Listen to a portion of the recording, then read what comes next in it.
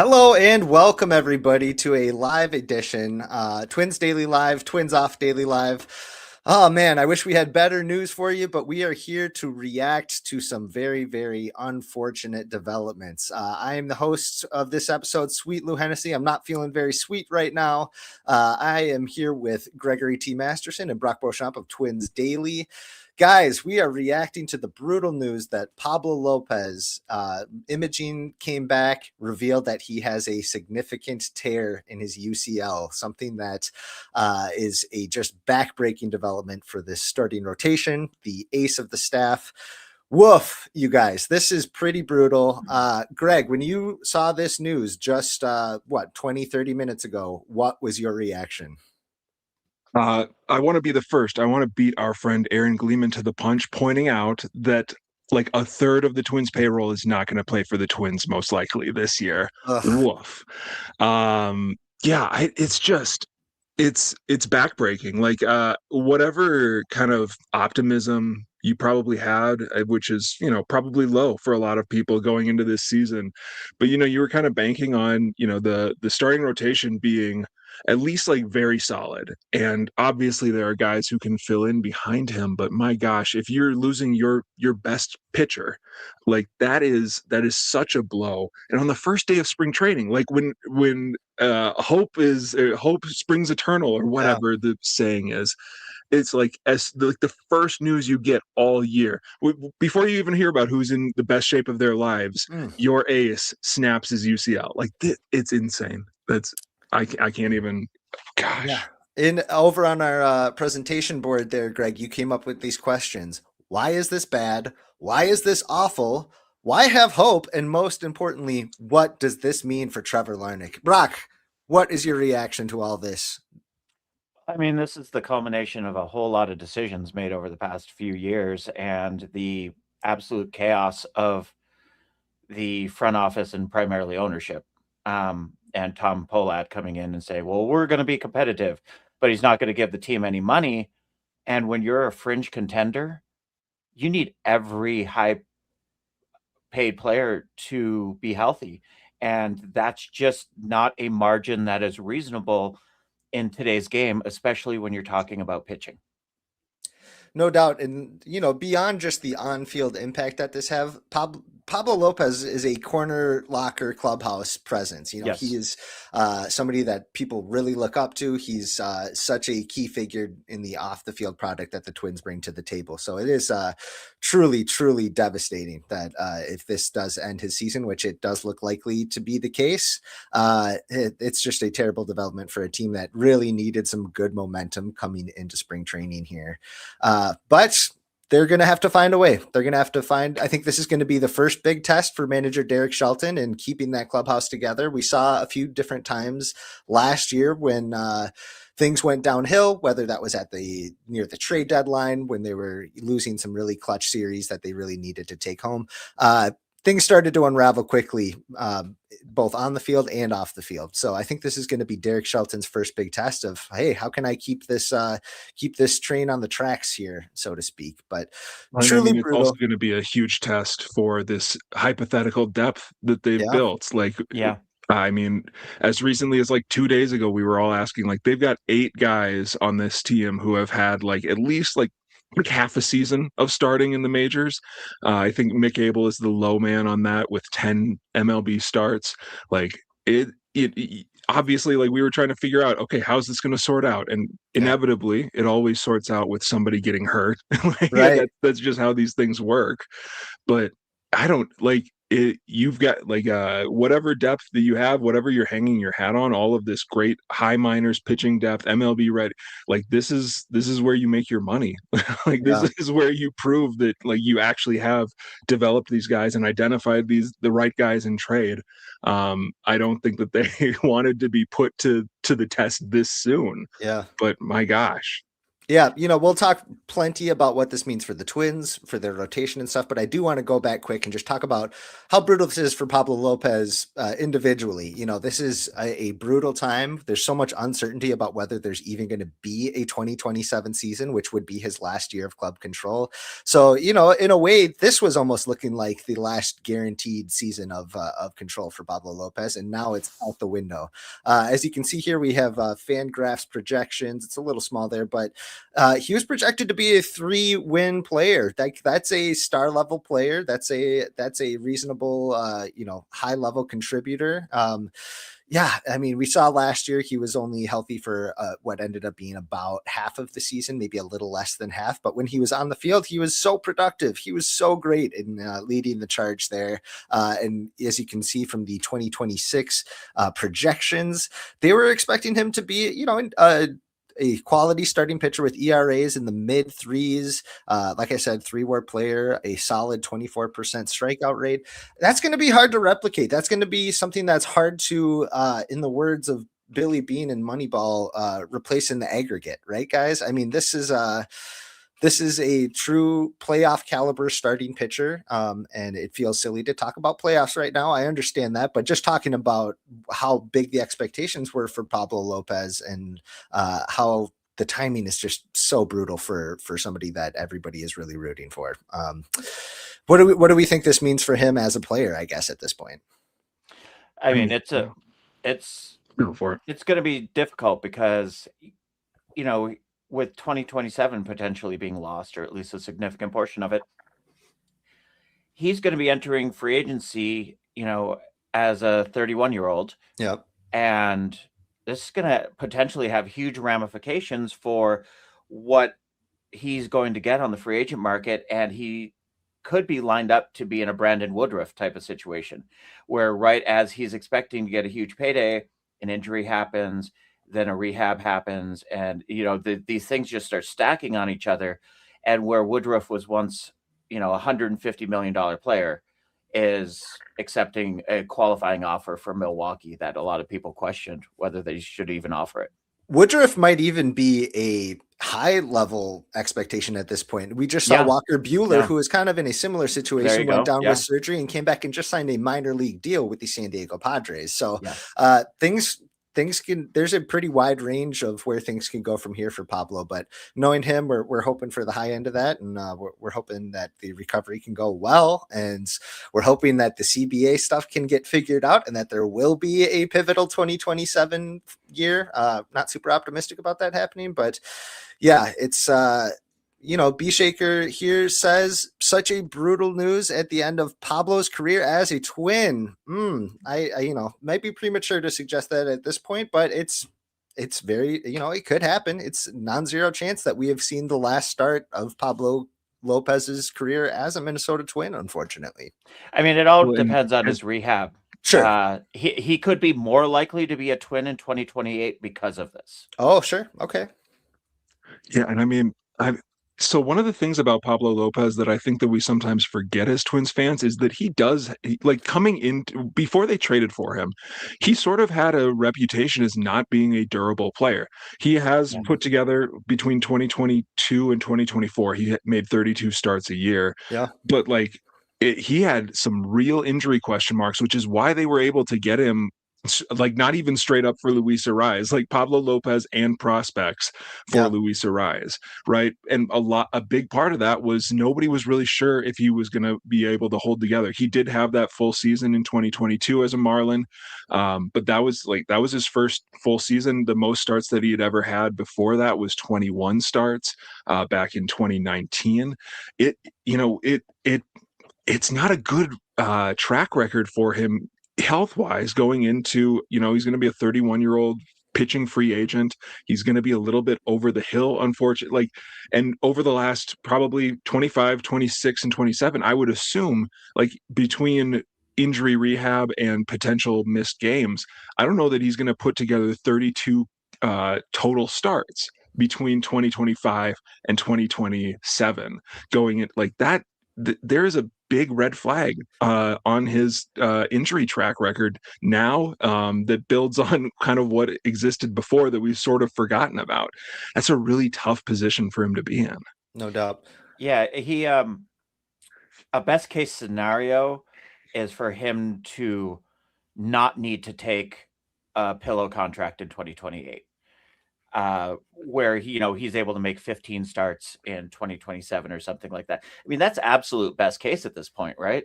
What's much more likely is what Greg said, where he's probably not going to make 32 starts over a 3-year period.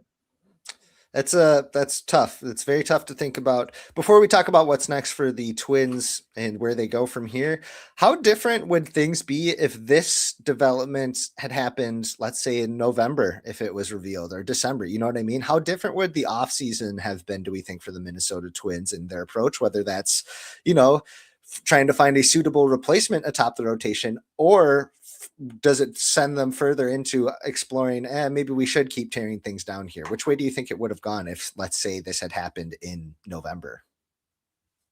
And geez, I feel like, because I don't know, we've been getting so many kind of conflicting reports Sure. from the front office and ownership about, like, nobody really knows. Like, Tom Pohlad has been talking a big game, but nobody really knows what they're willing to do, what they're willing to spend. Would they have Sure. been aggressive on some? I really don't know.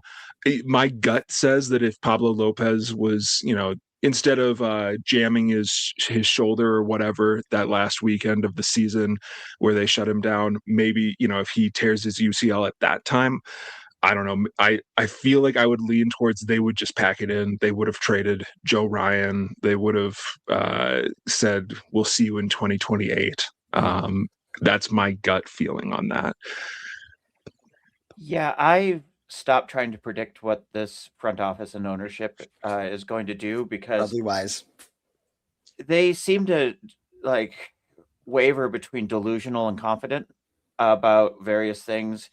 And I think a lot of that stems from the ownership uncertainty. But, with everything up in the air back in November, it's impossible to predict what they would have viewed something like this, because, we have Tom Pohlad who's talking a game, but he's not actually playing the game because the budget is still under 110 million, which is 50 million down from 2023. I mean, it's hard to envision where they wouldn't have traded more people if this would have happened in November. Yeah. No, I mean, who's vindicated is all the people who are saying you need to trade Pablo Lopez now and get Absolutely. prospects or some immediate value, and then reinvest his $20 million into yada. Like, whoever you were, congratulations. Your hindsight has proven you victorious. You were very smart to have said they should have traded Pablo Lopez don't encourage. earlier. Congratulations. Yeah, but I mean, the flip side of that is there was no reinvestment going to happen. And this is what I said at the trade deadline when they traded Correa, is the Pohlads aren't going to reinvest that money. So if you're trading Correa and you're advocating for it, you have to want the return for Correa, as we saw, which was literally nothing. But the money is not a consideration at this point because they're not going to reinvest it. They're just going to take the money. And so, but on the other hand, Lopez would have actually brought back prospects, unlike Correa. So, there would have been an improvement in that regard, but monetarily, it wouldn't have changed anything for this team. So there was a lot of rumors swirling that the Twins were interested in bringing in Framber Valdez, kind of dabbling in his market a little bit. Who knows how deep they actually got in those conversations? But it does bring up the interesting topic of where do they go from here? Is there anybody left on the free agent market that they could still bring in? I have the list up right here. We can expand that if we want, but it's not worth looking at in terms of looking for, a front end starting pitcher. I think the guys on this list that maybe would inspire the most hope would probably be Lucas Giolito, who is a 30-year-old right-hander, I believe. And he, he's not somebody who is the gold standard for health on his own. You know what I mean? There's some veterans here like Max Scherzer, who has said that he's willing to wait out after the season even starts to find the team that he really wants to play for. I think that would be unlikely that it would be the Minnesota Twins. I guess you never know. But at this point, he's 41 years old. He pitched, maybe a handful of starts last year, 10, 12, something like that. He's a future Hall of Famer, no doubt, but is that really the version that we're getting here? No, he wasn't.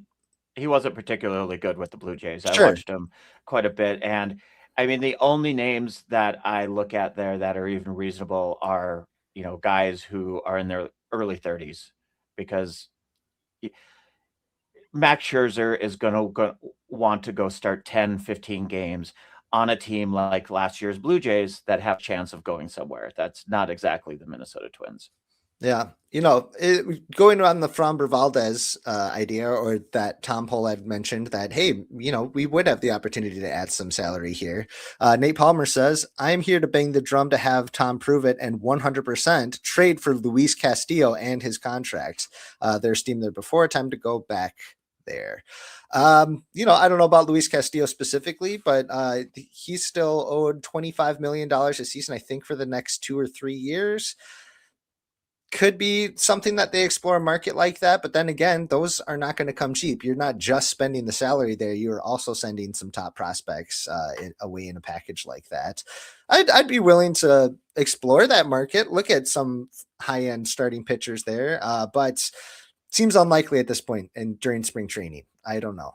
What do you guys think about? And I mean, if you imagine that Luis Castillo, just for the sake of the mental exercise, if you imagine that Luis Castillo is an equivalent pitcher to Pablo Lopez, I don't exactly know how they stack up, but let's just say that they're basically the same.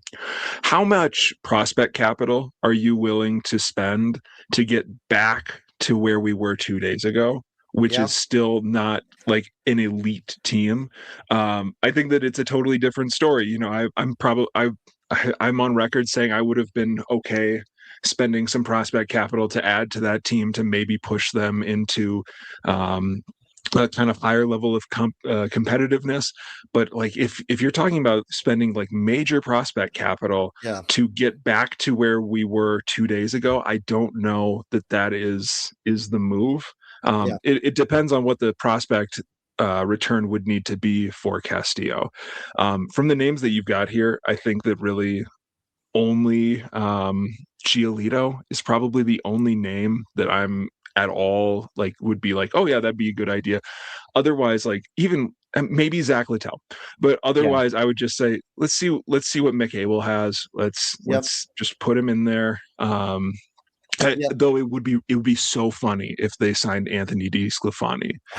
That would be funny. Oh, I would be so excited, man. I might even get a bootleg jersey of DeSclafani in the new Twins road jerseys. There we go. Hey, okay, so we'll talk more about other internal candidates and about what this means for them maybe. But Daniel says here, if we don't like the Luis Castillo route, maybe it's somebody like a Taj Bradley out there, a starter with a year or two of arbitration left, straight up for someone like Jeffers or Caratini.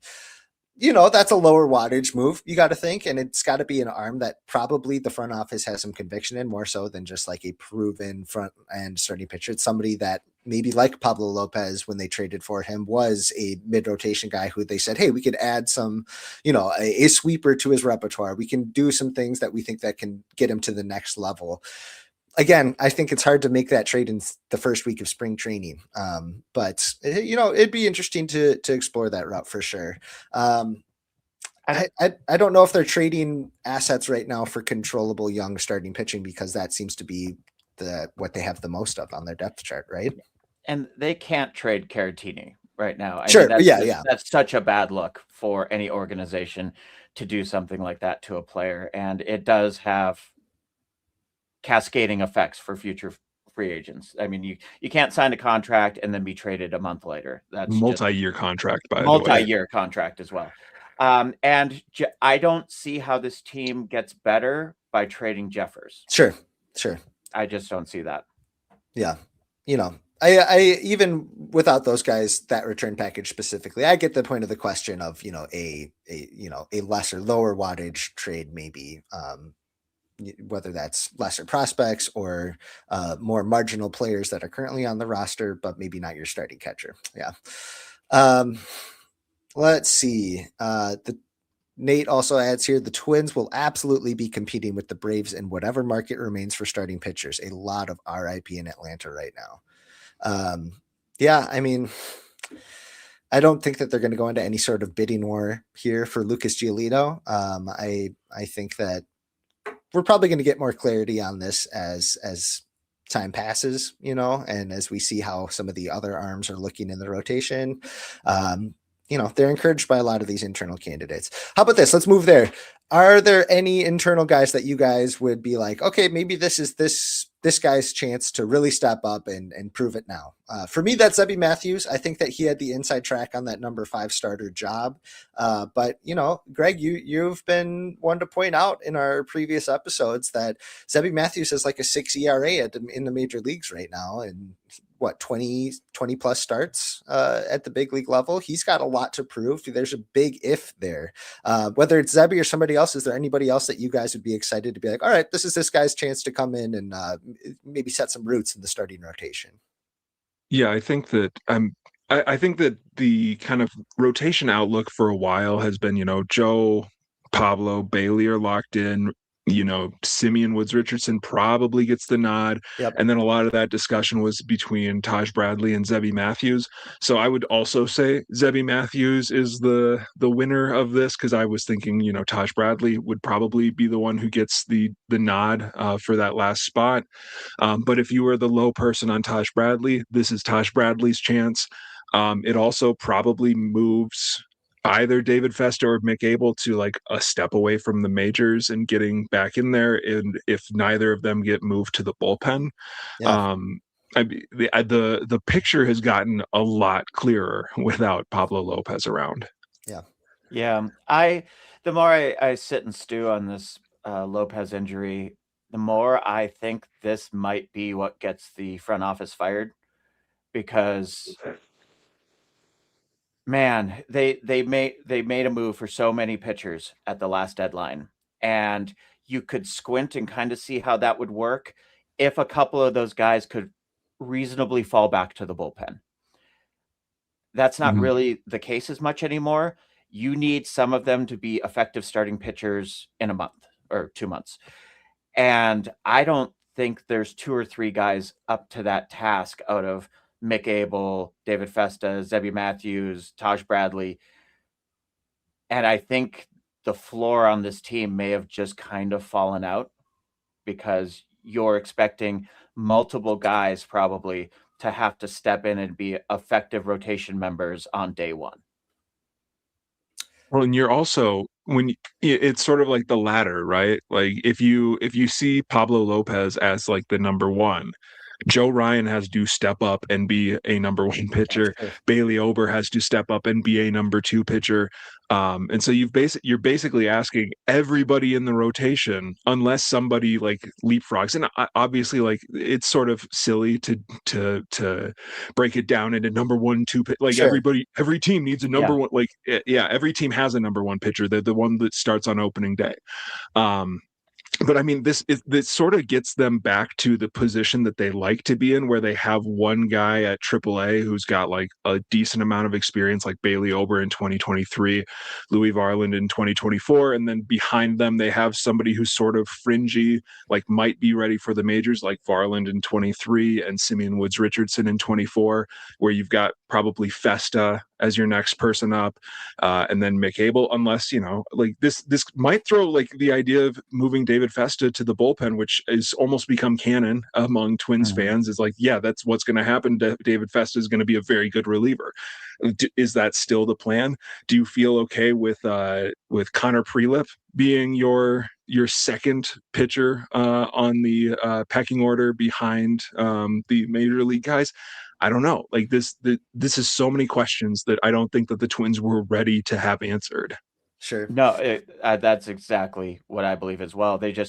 If you could have stalled on some of these answers for another 2, 4, preferably 6 months, it goes a long ways. But you're going to have to spend the next month as Twins fans really watching the radar gun for Bailey Ober, Oh because my if gosh, he's heaving 88 miles an hour fastballs, it's over. it's over. This team's screwed.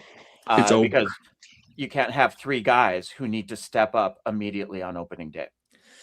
A few other thoughts that I had when I, read this unfortunate news was that, if anything, this kind of solidifies Andrew Chafin and Liam Hendricks as members of the bullpen coming out of spring training, more so than they were before, I think. Maybe not. We'll see. But I think it maybe gives them a clearer shot at breaking camp with the big league club. It sounds like Hendricks they said that if he's looking healthy, he was kind of going to be in the plans. But I think as much as it creates a clear shot for guys like Festa, Bradley, Matthews to get some major league playing time right out the gate, it also gives some of these veteran guys that they signed to minor league deals an avenue to break camp. We'll see how that goes. Oops, all lefties. So that's what we're calling this team. Another thought I had was that even with Pablo Lopez, a healthy Pablo Lopez, there was a lot of variables on the offensive side of this team that we're going to need to step up if the team was going to be relevant. And that becomes even bigger of a factor. You know what I mean? Because the rotation coming now, it certainly takes a hit when you take out the best starting pitcher from that group. But it wasn't going to matter if Brooks Lee is going to be the Brooks Lee that we've seen at the big leagues. If, Royce Lewis and Matt Wallner don't take a step up, if Byron Buxton is not healthy enough to get a full slate of games, those factors are all still there. Those variables are all still very much a question that needs to be answered if the team's going to be relevant, as much as Pablo Lopez and his absence now.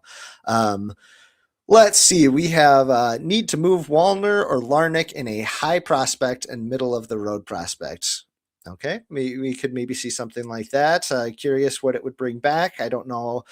Well, Wallner and Larnick are not interchangeable. You know what I mean? One has significantly more value than the other, and high prospect and middle of the road prospects. That's a pretty wide range of players that you're talking about there. But Grimes boy, we appreciate your input, and we'll see if this goes into the trade market here.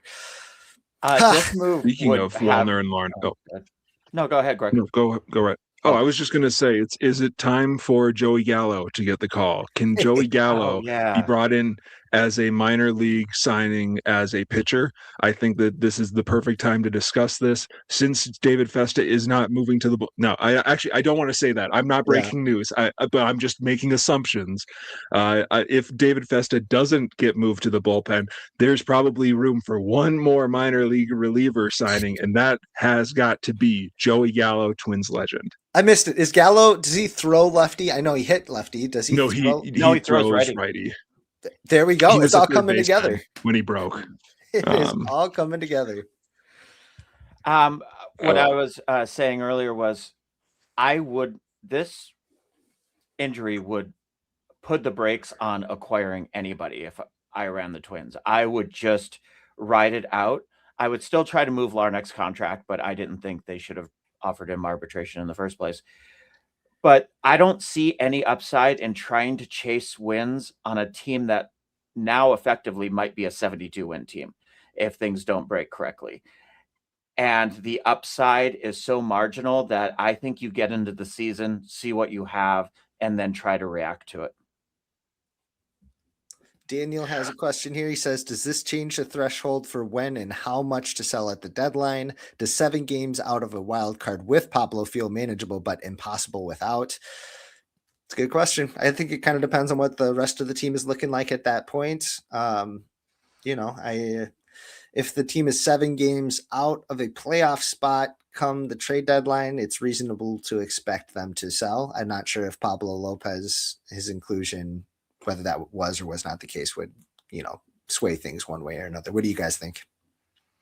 I mean, I think that if the team's winning, they're winning, and if they're losing, they're losing. I think that this front office banks more on what they've seen than at least at midseason. Sure. Obviously, they love their projections, but I think that they're gonna base that decision on the team that they have on the field at the trade deadline, and whether they think that performance will continue. And I assume that if they are not, within a game or two of that mark, it's sort of like how you've heard some front office members sort of reference how in 2024 they were kind of looking around like, oh wow, we're sort of in a better spot than we thought we would be. Like we feel like we're getting all of the wins that we can possibly get right now. Mm. So I think that they won't be tricked by where they're sitting. I think it's just going to depend on where they are, and they'll take it from there. Yeah, absolutely. Okay. How about this? We'll end it with this. Squirt gun to your head, Greg. We love this game. Oh boy. What's going to happen between now and opening day for the Minnesota Twins? How are they going to address this? Where are they going to go from here? What squirt gun to your head? Do they write it out? Do they? Yeah. It squirt gun to my head like yesterday. I thought that there was going to be some strange trade in between now and the beginning of the season. Okay. I think I'm probably no longer expecting that, other than potentially a Trevor Larnach trade. I think they bring in like on a minor league deal with an option for the majors, like whatever, you get paid $3 million if you make the. Sure. I think that somebody like Marcus Stroman is gonna be like, I'm thinking that that's sort of what they'll do. Though Jeremy Zoll is different than Derek Falvey. I feel like that is exactly what Derek Falvey would do. I don't know that that's what Jeremy Zoll does, but squirt gun to my head, that would be my prediction. If that doesn't happen, nothing will happen. All right. Brock, same question. Squirt gun to your head. Yeah, I agree with Greg on that. We don't know Zoll, so we can't really suss out what his tendencies might be. But I think they do nothing other than a Larnach trade or some kind of low wattage shuffling of pieces, or they go after, Nestor Cortez, something of that level where, I mean, if he's healthy, it's not the worst thing in the world. But I think what's most likely is that they're going to stand pat and just hope that two of the guys look good in spring training. The Nestor Cortez did have some fans in the Twins front office at least a few years ago. That was, a lifetime and a couple surgeries ago at this point for Nestor Cortez. So who knows if he would still be on the table. But I like that line of thinking. You both brought up Trevor Larnach. When we thought maybe that he could be on the trade block, might still be. It was probably like a salary dump, is getting a low level minor leaguer to kind of get out of that salary. I wonder if that trade would still be on the books, but maybe they take on some salary. Maybe there's some other team has a starting pitcher that's making $7-8 million. And instead of getting rid of his $4 million salary, they take on that of a starting pitcher, a veteran starting pitcher or something. I don't know. I'm just spitballing here. I'd love to see on that. My head. So yeah, I'd love to see that. I mean, yeah, take on money, take on somebody else's problem and try to hope that things go well, because you're not giving up any capital, at that point. There are plenty of starting pitchers out there who don't deserve the $10 to $15 million that they're making. Sure. Yes. And some of those teams might need a platoon DH. I don't know. All right. Well, I think that's probably a good place to land this. Thank you, everybody, joining this edition of Twins Daily Live. Please join me and John Bonus this Thursday at 9 a.m. Central Time. We are going to be doing another edition of this. We'll certainly talk about what this means for the Twins Club, what John's hearing out of spring camp, stuff like that. Please joining us there. And, of course, please join us for the Twins Off Daily podcast with me and Greg and our friend comrade Cody. Guys, any last words before we end this thing? No. I mean, all I have to say is I suspect that the floor just dropped out of this team. I don't want to be a negative Nelly, but that's the feeling. I think if we got like a 70th percentile outcome before this injury, the Twins would have won like 83, 84 games. Mm. I think we can look forward to a much larger sell-off this July. Well, thanks for the shot of optimism there. Yeah, absolutely. Brock. Anytime. Appreciate that. Greg, anything Wait, you want to add? I do have one last thing. I find it very funny how nobody is saying that he is going to have Tommy John surgery, and how everybody, like, the word that, I don't know if it was like everybody was instructed, is like, he has a torn elbow ligament and Tommy John is very much on the table. Yeah. I love it. I love this. This is what gets me excited about baseball season. Yeah. Yep. It's all semantic. Anyway. All right. Well, thanks everybody for joining. We hope to come at you with some better news, maybe some something a little cheerier. We'll make sure Brock is not on the broadcast in that case. Absolutely, yeah. Yeah. No, I mean, anytime you get too high, I'll bring you down. Anytime you get too low, I'll keep dragging you down. Brock, We that's need my That's job, just who I man. am. Oh, well, Greg, step up. Everybody knows a boat needs two anchors. All right. Thanks everybody, and stay sweet. Thanks.